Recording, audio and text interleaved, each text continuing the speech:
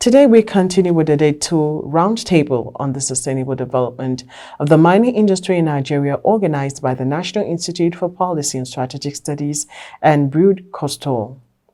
On today's episode, Plenary will be exploring opportunities and challenges facing mining in Nigeria. Mining in Nigeria presents an opportunity for Nigeria to diversify its economy away from overdependence on oil and gas revenues. Developing this sector can create jobs and reduce vulnerability to fluctuations in oil prices. Mining in Nigeria has struggled with a complex regulatory framework and legal issues, inconsistent policies, overlapping responsibilities between federal and state governments, and unclear land tenure systems have deterred investors and hindered the industry's growth. Inadequate infrastructure, including transportation, power supply, and access to water, has been a significant challenge. These deficiencies increase operational costs and make mining less attractive for potential investors. Many mining regions in Nigeria face security challenges, including illegal mining activities, community conflicts, and in some cases, armed banditry. This has deterred investments and created an unstable operating environment. Also, the environmental and social impacts of mining operations have been a cause for concern. Poor mining practices such as unregulated mercury use and deforestation have negative consequences on local communities and ecosystems. Access to finance remains a significant hurdle for both small-scale and large-scale mining in Nigeria. Participants at the roundtable continue to tackle these issues and make recommendations and action plans towards developing a roadmap for sustainable development of the mining industry. Welcome to the program. I am Chana Ejoga.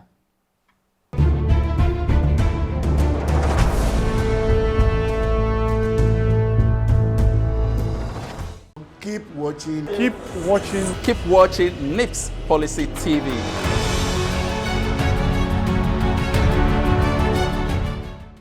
It's new, it's fresh, it's all about policies and strategies. Watch out for NIPSS Policy TV programs on NTA News 24. Tune in on Mondays, Tuesdays, Fridays, and Saturdays, 11 a.m. to 12 p.m. on DSTV Channel 419, GoTV Channel 26, Star Times Channels 101 and 433, and Free TV Channel 703. Miss this and miss out on policies that will affect you and our country. Join us.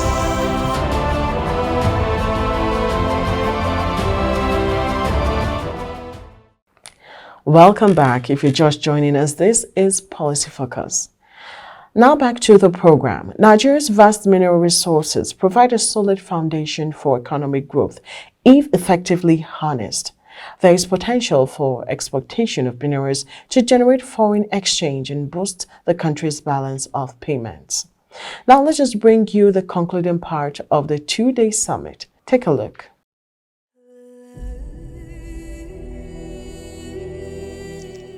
This is the second day of the Roundtable on Sustainable Development of Mining Industry in Nigeria, organized by the National Institute for Policy and Strategic Studies and Brewed Coastal. Professor Shola Adeyonju MNI, Head, Public Affairs, NIPSS, welcomed the participants back to plenary and called for a recap of the previous day's deliberations. We want to extend from Europe to Nigeria, farm implements and tractors. That's what we want to do. But we came to Nigeria and we saw cheap labor and we saw large market, which is the dream of any investor. But we refused to come. And you ask why? People might be thinking it's electricity and other things. They said no. That in this industry, you need 10 years of consistent implementation. And they cannot get guarantee for that. That somebody may wake up from the wrong side of the bed one day and change the policy, and somebody has already used that policy for 10 years plan. So what happens to the plan? So investors are not stupid. They know where they want to put their money. And that's why I'm saying, Prof, you will help us in that aspect with the rapporteurs and then just tell us exactly what you you think the solution would be, so that all of us, when they bring the presentation, we can talk about it.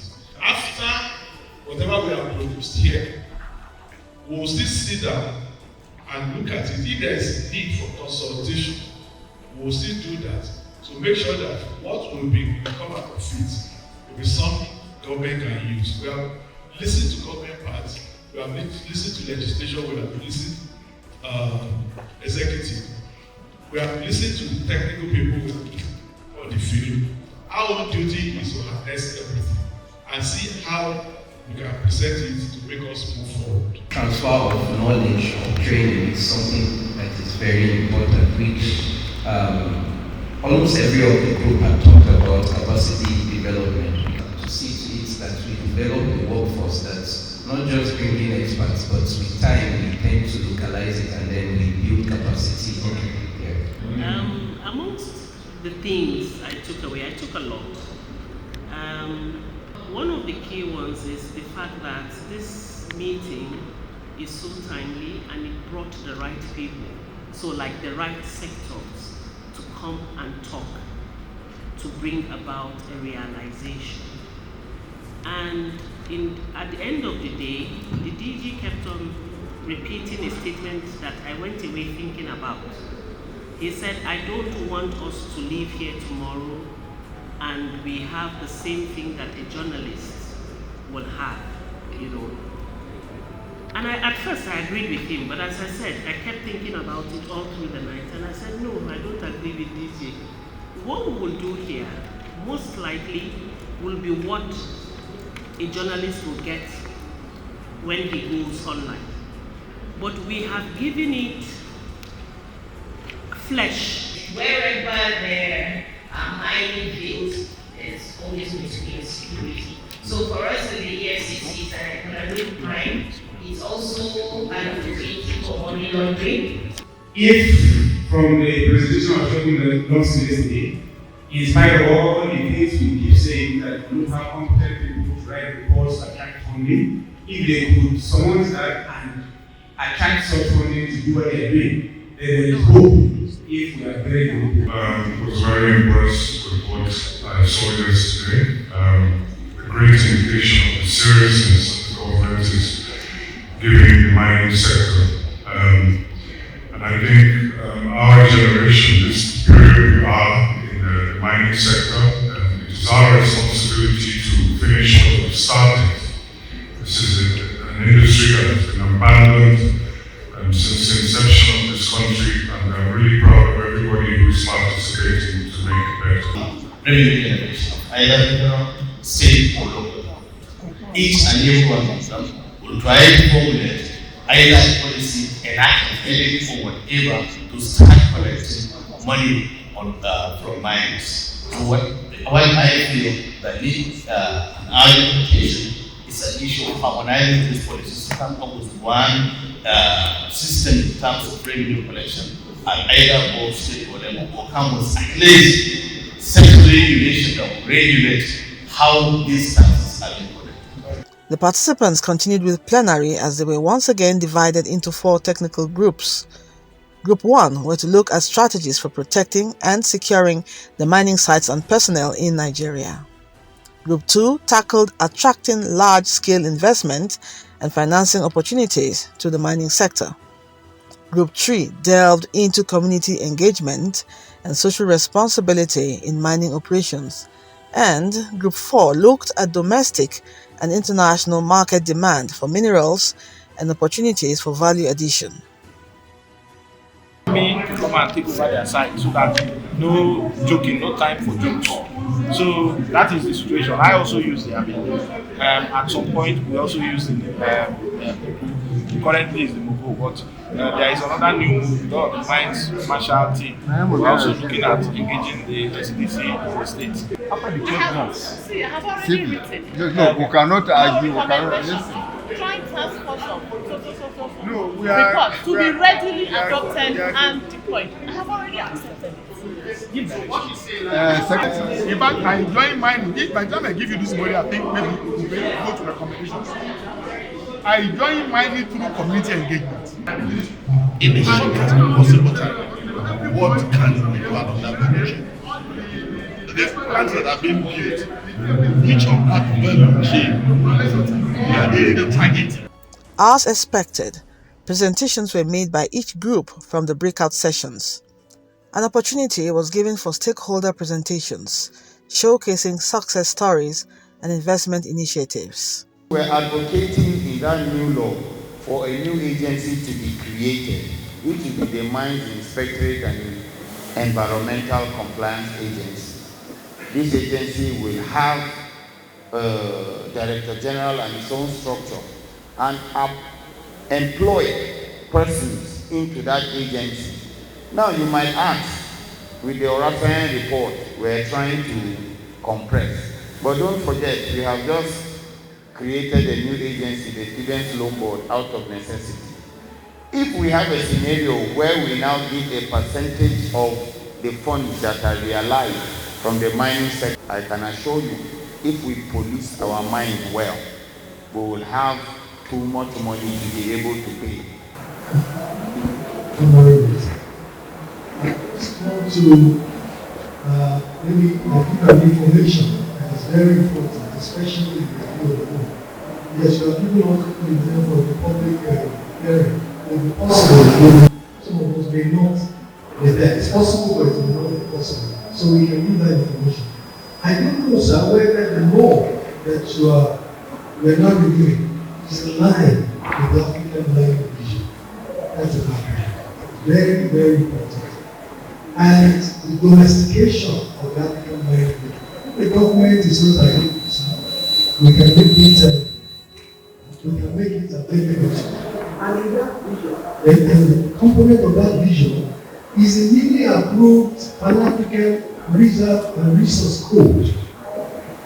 And the policy that is behind the African Minerals Resource of so many of the things that you have talked about, from exploration to the production, that's the value chain addition and all that.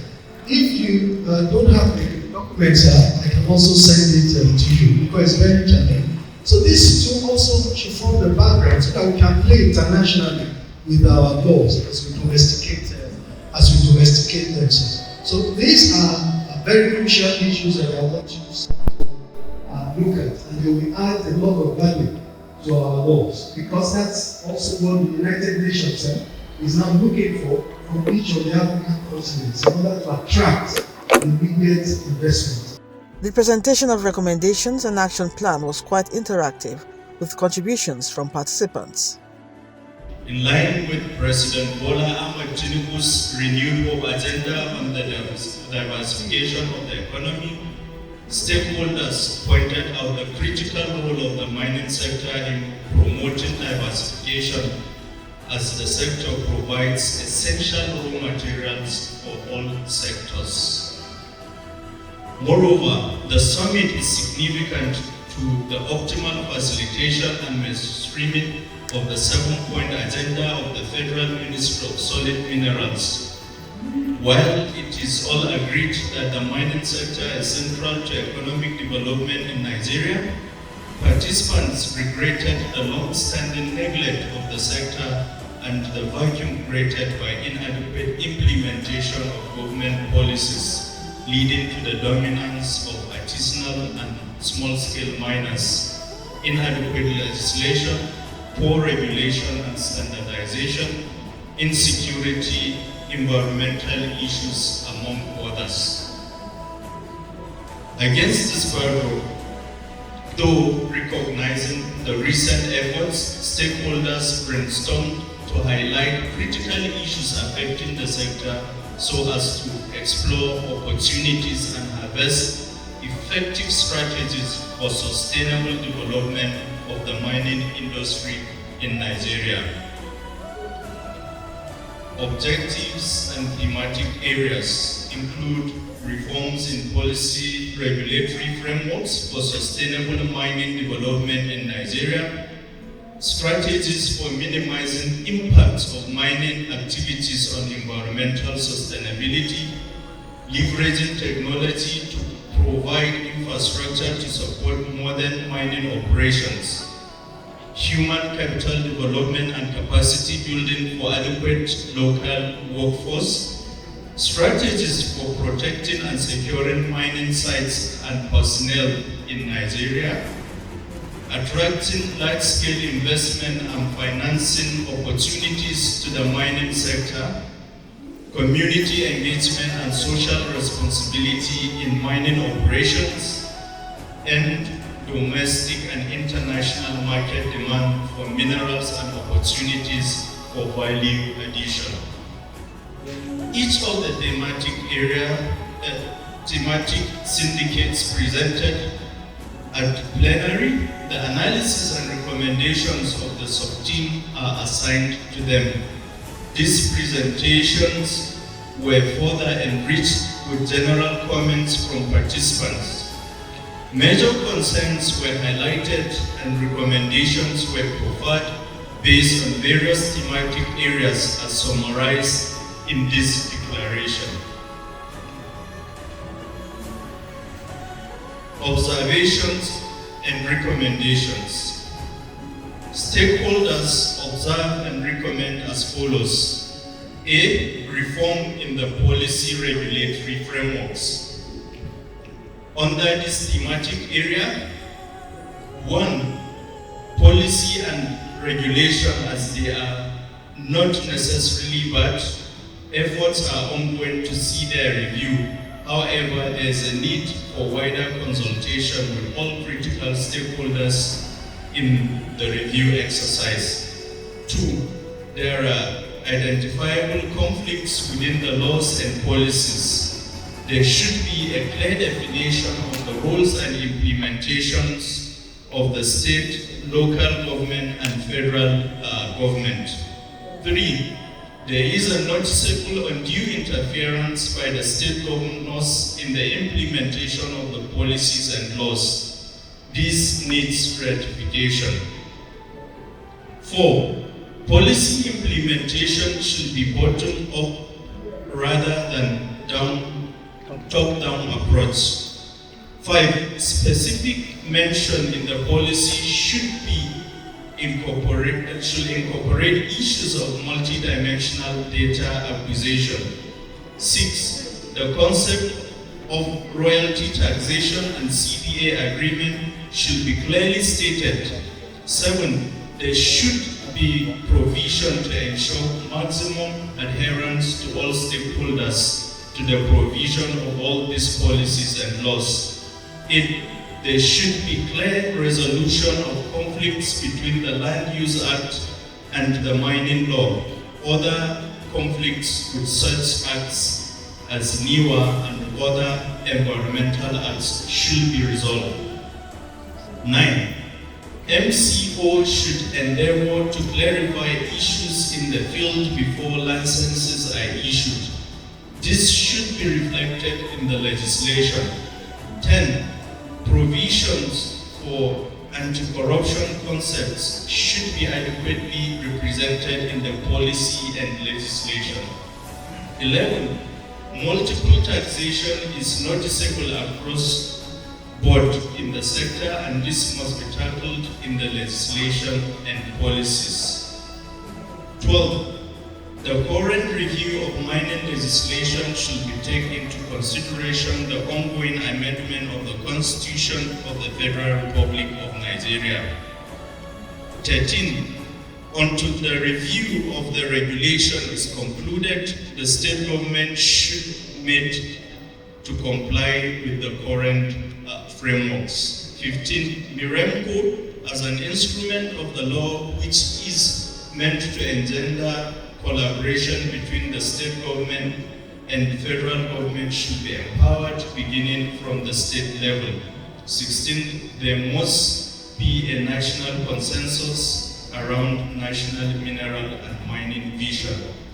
I will proceed with the strategies for minimizing the impact of mining activities on environmental sustainability. Under these are the following points that were raised. There is an urgent need to invest in research and development for innovative technologies that reduce the environmental footprint of mining operation. such as cleaner energy sources and advanced oil processing techniques. Number 2, adequacy between the various MDAs, including Ministries of Environment, Solid Minerals, Development and Agriculture, as well as local resources is necessary. Number 3, the recycling of e-waste material, which are rich sources of gold, iron. We need a strategy on that.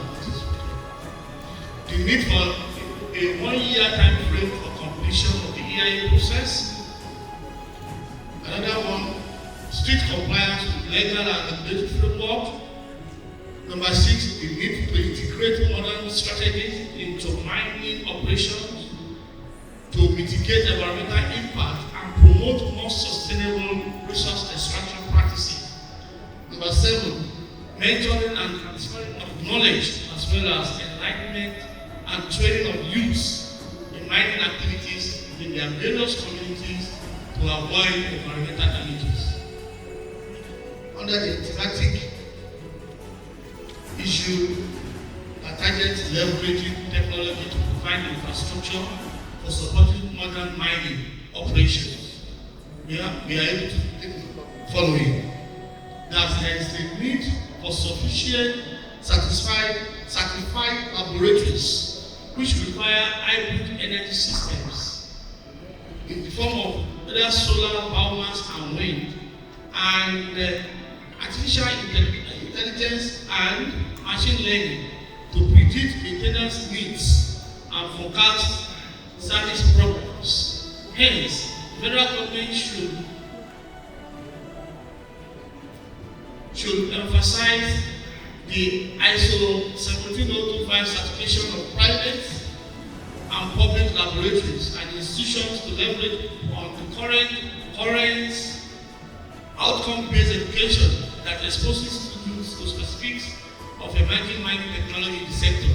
Number 2, federal government should activate and strengthen the use of emerging technology such as geospatial infrastructure, drone technology, remote sensing into Syria for solid mineral exploration.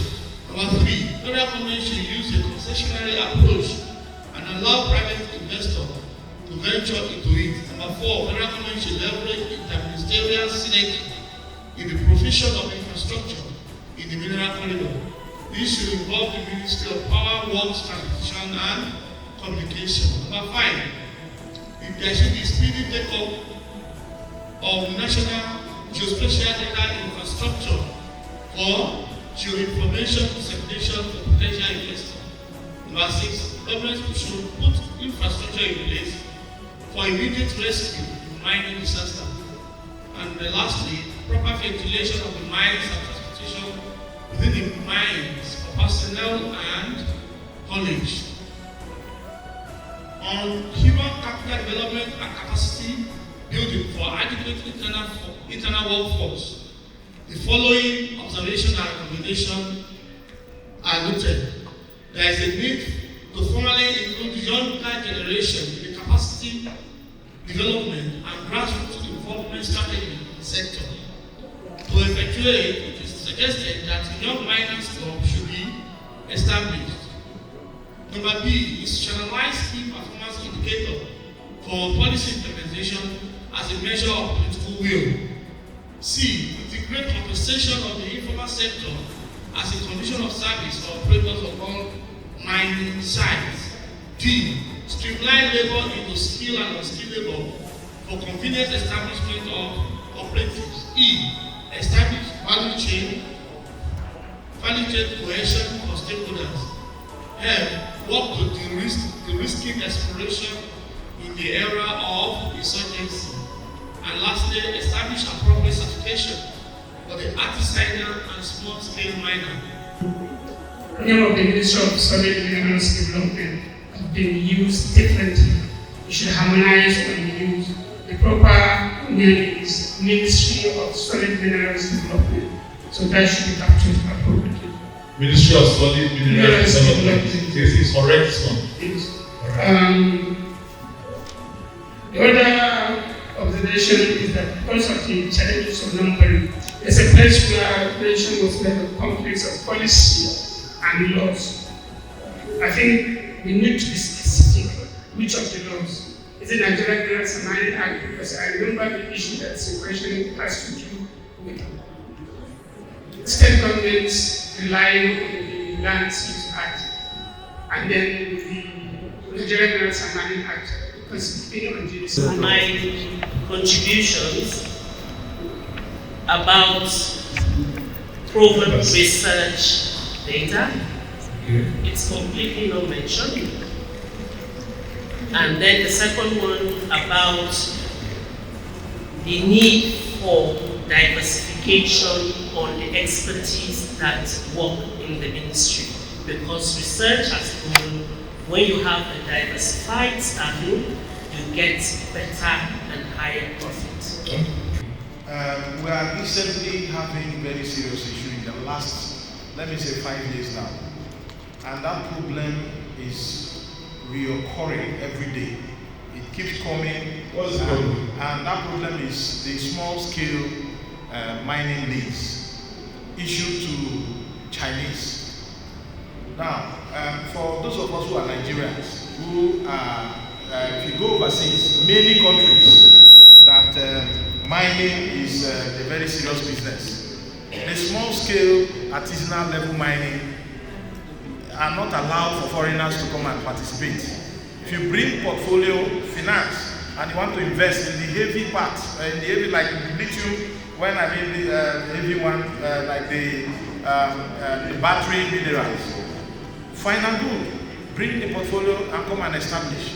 But here we have a set of people, they are Chinese. When they come, they open, they don't follow the rules, they don't follow, even you, that is, they don't even pay royalties. They just come in and they are dredging everywhere. They come to your cadastra, a place where you have been issued with the license. What do you want us to do? Please, that SSML level of licensing should not be for foreigners. It is really frustrating our people. The best suggestion we have here is collectively our subsidy for the Chinese ongoing is the miners association of Nigeria. When the Nigerian degree is 7 and he is clueless on what to do with it, you can go to the association.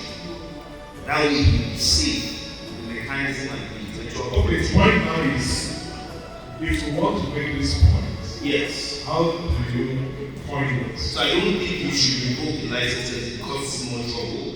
What I think is that you support technically, because that's the reason why we go to the Chinese. But regulatory, it's you have to make this point. Can you go to that one, please? Strategies. That's B, yeah, that's about it. Okay. Some ministries were mentioned. I'm from the Ministry of State Development. Okay, and I observed that, okay, number 2, yeah, exactly, that's it. Adequate synergy between the various MDAs, including ministries of environment, still should actually come before these ministries. So please include still development ministry. Then number 2 is on the capacity building, training and capacity building. I observed that in all our conversations, we haven't really said anything about mining and geoscience institute in Jos. It is important to say that their development, their capacity should be enhanced so as for them to deal with the current realities in the sector. They have quite a number of courses that they do in building the capacities of artisanal miners. So that should also be emphasized. Some participants spoke on the summit. I really want to commend the organizer of this conference for this great event because this is a way to get the industry players together and then to identify the problems that is hindering the full development of this sector. So that mining is a big industry. It plays a big role in the national economy. But Nigeria mining sector, despite of the rich natural mineral resources present still have not really reached its potential. So it's it's a high time that this conference get together so that the right minds put together and chart the way forward so that the country can see the great development. With this retreat for the past 2 days, it's a very welcoming development. It has actually been an eye-opener. It has given us a platform, major stakeholders, community, miners and government, every other stakeholder to really brainstorm. And you see, the icing on the cake was actually the group sections, where we have different topics, and you see within those groups we have the professors, we have the community heads, we have DGs and you even have players in the sectors, and they have been able to bring out real data, life realities of their experiences from the field, and they have been able to brainstorm and table it. And this, I feel, when you properly go through all of this, and with the necessary advisory body telling government of the outcomes of this, then I think a new narrative and a new order will emerge in the Nigerian mining space. My impression is that it's really a very impressive summit, because it's able to it has been able to bring together all the critical stakeholders. It is an impressive session here. It's something actually we have not been expecting before, but certainly it comes up immediately and it's really making serious impact on the mining industry in general. It's like hitting the nail by the head. These are problems which we have been facing in mining industry, and the government have now come up with a procedure to reformulate the procedure, look at what are the problems and see quickly how it's going to be addressed. So surely it's a welcome idea and it's something which is excellently good. You see, the problem we have all along is implementation of the law. If the law is well protected, enforced, we don't have problem. But the ministry are handicapped in terms of funding as well as capacity building. And these two things is what makes an industry to grow. When you don't have them, what will you do? But when it comes to commitment, yes, we are all committed. I retired as a director of registry, mining cadastral office. I didn't get there through being a feminine. I got there through my hard work. And because of that, I was able to keep moving in the industry till I attained my PhD. On retirement, I got my PhD degree and I'm now using it in the academy. So I should say something to the women in the industry. We have the industry, if they know, because we are going to AI period.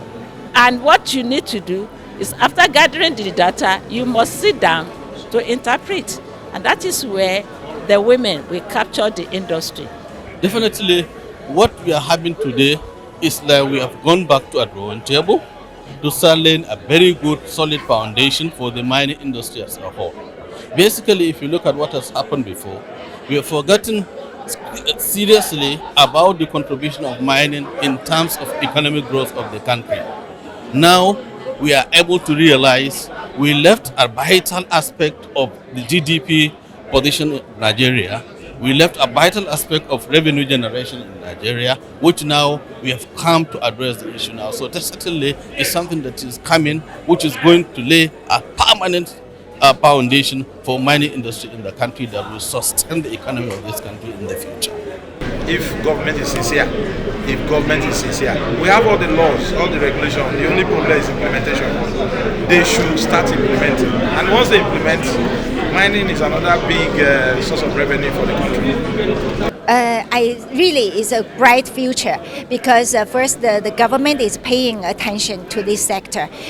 All due attention in policy, you can see the government from executive to legislative, they're all here giving their contributions to the way forward. The event ended with the adoption of Summit Declaration and high hopes that this is the turning point for the mining sector in Nigeria. My prayers is that the federal government would make use of these suggestions and recommendations because it will only lead to a better mining industry. And I also want again to see the opportunity to thank NIPSS for the partnership. Well, it's been 2 days of now-breaking joy, JAW. I'm excited that it appeared yesterday that we were going nowhere, and I was scared. Because for us at NIPSS, we gathered 50 people to discuss our vision, and at the end of the day, we could declare the engagement inconclusive if we do not find value at all. Because it's better not to go out with your masquerade than to take your masquerade out and the masquerade is unable to dance to the satisfaction of those who have come to watch the masquerade. But at the end of the day today, I think I must say that I'm satisfied. Lydia Odijochi, NIPSS Policy TV.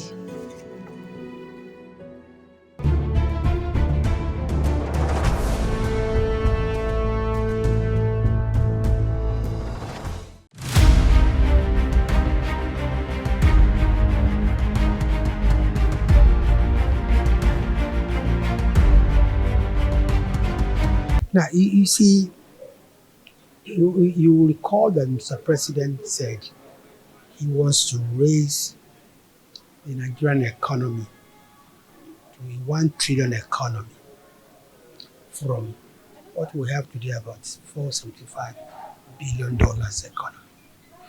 So it behoves institutions like NIPSS and private public policy groups like us to see how we can help government to achieve this objective. This is why we are partnering with NIPSS to look at certain core economic sectors of the nation where we can help the president to raise this economy to 1 trillion economy. So we chose a few, and the first is mining. We looked at mining, said this is a sector properly harnessed that we can raise the revenue of the country, improve the economy. So we gathered together to invite all major stakeholders in the sector, be it the miners themselves, the investors themselves, the policy makers, the lawmakers, the communities, to see how can we add value to this sector. What are the impediments to this sector? How can we resolve them? And how do we come in as Lucas do?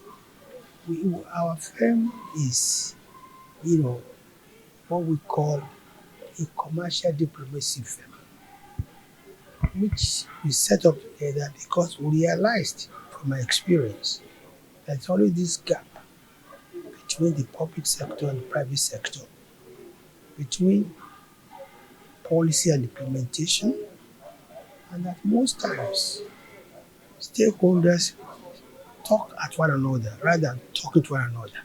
So we want to bridge that gap between policy and action on the one hand, and also help the private sector to navigate the sometimes complex landscape of government. At the same time, help the government also understand the peculiarities of the private sector. So fortunately, we found a good partner in NIPSS, or rather NIPSS found a good partner in us, and this is why we're here today. But you see, I think without preempting, you know, uh, the, the, the, the, the position, the papers, you know, we want to listen to today. Mining has been for a very long time a strong player in the economy of Nigeria. If my memory serves me well, the first, I think mining started in Nigeria as far back as 1903, when when several minerals were discovered in various parts of Nigeria, in Plateau State, in Bauchi State, in Nasarawa, everywhere. And in those days, you remember, even Enugu was referred to as coal city. Jos, tin city. Now, so it's not just today that mining has become, has become strategic to us. Mining has always been very important. But regrettably, mining used to contribute much more to our GDP than in recent times. So now with the new, this new administration's, focus again on the mining industry as the flagship of the economic, revival, we believe that we should partner with them to, exploit the, the, the, the industry. Of course, our speakers today will tell you the various, you know, um, minerals available in Nigeria.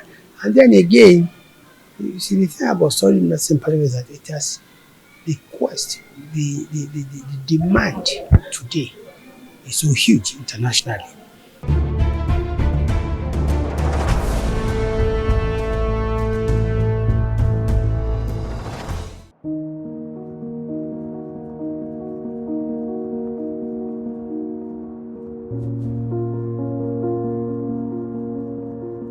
As a member of the National Institute, you are constantly supposed to be working, wherever you are placed, towards a better society.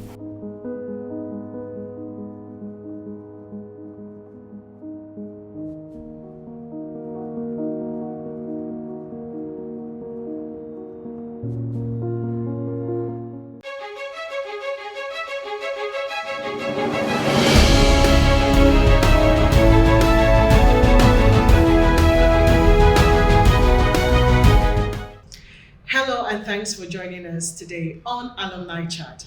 Our guest today is Brigadier General W.D. Nasir Emina. Sir, it's good to have you on the program. Thank you very much. It's my pleasure being with you. Thank you, sir. So, can you tell us how was your background in the military? I'm Brigadier General W.D. Nasir, as you know. I started my military career in 1993 with the Nigerian Defense Academy. I was commissioned on 25th September 1993. I grew along the rank from the rank of lieutenant to captain, major, lieutenant colonel, and brigadier general. I am with the Nigerian Army Intelligence Corps. So, can you tell us what was your experience as a participant? Well, I was a participant in the National Institute in 2017. Senior Executive Course 39, and I was in study group 2. A it was a life-changing experience.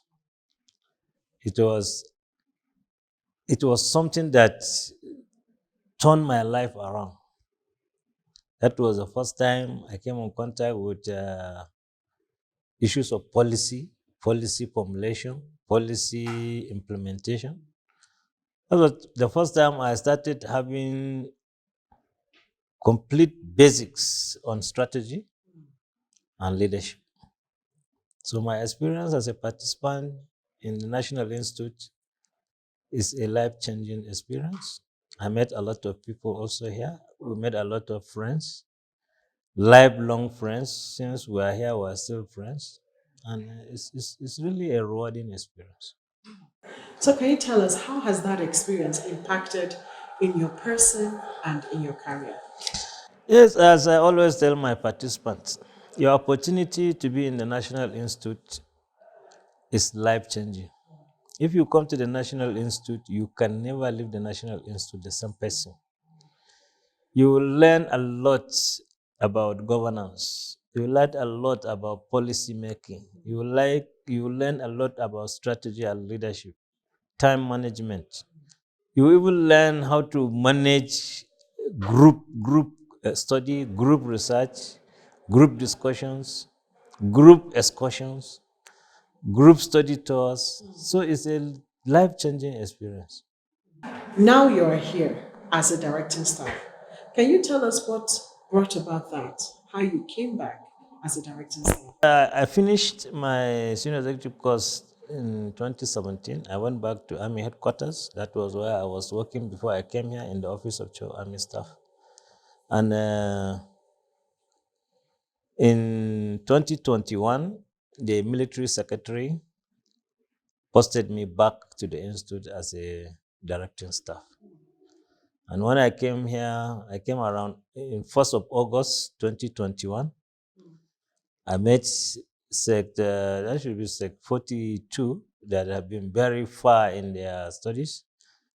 They were preparing to go for their African study tour, and I joined them immediately. And I was lucky, I was posted directly to my alma mater study group too. Wow. So it is not difficult for me to quickly adjust because the directing staff that I took over from, I did not even meet him here, has already gone. So I immediately stepped in and we continue with the African study tour. And from there up to now, it has been very rewarding, very good. That's good and interesting to know. So becoming a member of the National Institute, which is the MNI, and you are now a member of the Association of Alumnus of the National Institute, what is your take on the narrative that ANI is seen as an elitist group? Well, ANI is a national association. It has branches from all the states of the federation.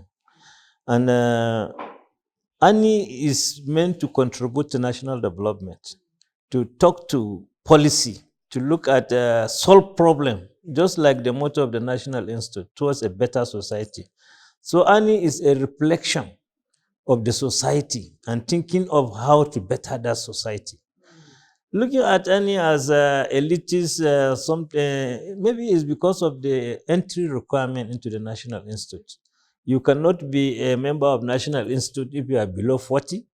You cannot be accepted in a National Institute if you are not up to a director in the Federal Civil Service.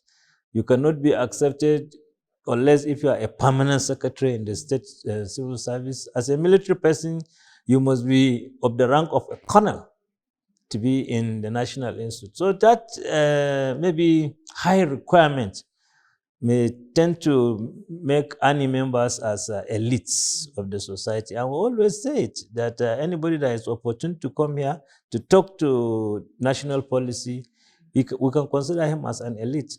But ANI is for service. ANI is for betterment of society. It's not of thinking of who you are or wearing the yellow badge. No, it's what you can offer the nation.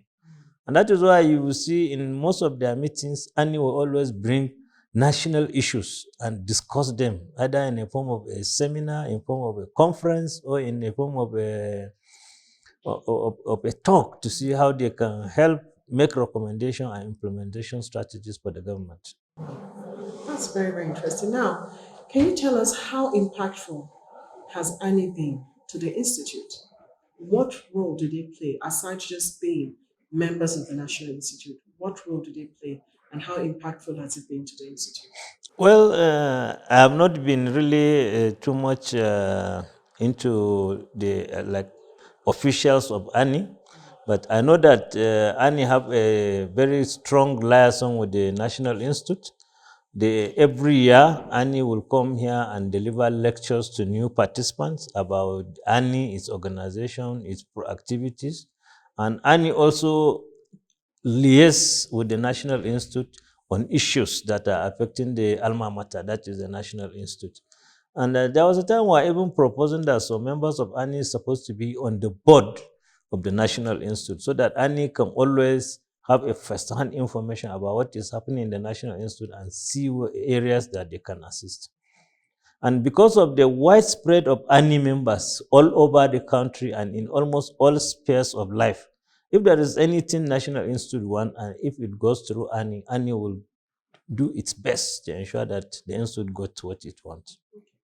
Or interesting ending to this chat. I want to thank you, sir, for giving us your time. I missed your tight schedule. We seriously appreciate you for that. And we hope that when next we need you, you avail us your time again. Well, thank you very much. I'm always available. Thank you for that open invitation, sir. Thank you. So we have been talking to Brigadier General W.D. Nasir MNI, who is one of the director staff here at the National Institute for Policy and Strategic Studies. This is the much we can take today on Alumni Chat. More to come after the break. Keep watching NIPSS Policy TV.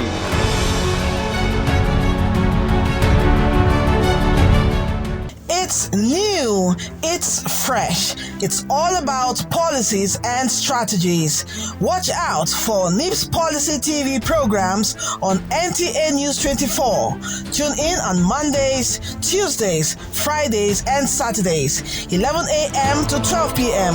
on DSTV Channel 419, GoTV Channel 26, Star Times Channels 101 and 433, and Free TV Channel 703. Miss this and miss out on policies that will affect you and our country. Join us.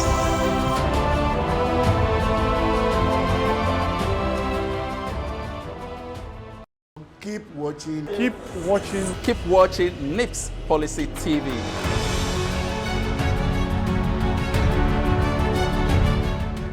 The government has taken steps to attract investments by revising policies and creating incentives for investors. These include tax holidays, duty-free importation of mining equipment, and a one-stop shop for mining license processing. To unlock the full potential of the mining industry in Nigeria, several key actions are necessary. The government should prioritize infrastructure development in mining regions, including roads, power supply, and water access. Public-private partnerships can help fund these projects. Enhancing security in mining regions is vital to attract investors and ensure the safety of workers and communities. Collaborative efforts with security agencies and local communities can help address these challenges. Promoting responsible mining practices and enforcing environmental regulations can mitigate the negative impact of mining on communities and ecosystems. That concludes our package. Thanks for your time. I am Chana Ejoga. Goodbye.